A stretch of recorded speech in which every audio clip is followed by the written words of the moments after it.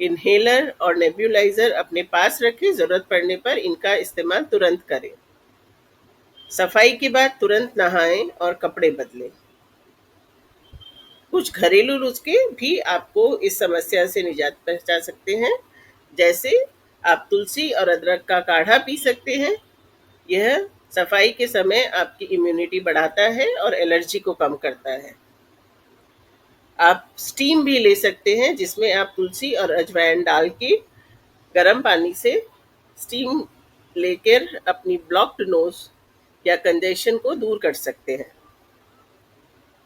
Himalayan salt से गरारे भी कर सकते हैं, इससे गले की खराश और इरिटेशन दोनों ही कम होते हैं और जल्दी ठीक हो सकते हैं। देसी घी और ब्लैक पेपर यानी कि काली मिर्च का पाउडर खांसी को शांत करने में बहुत मदद करता है और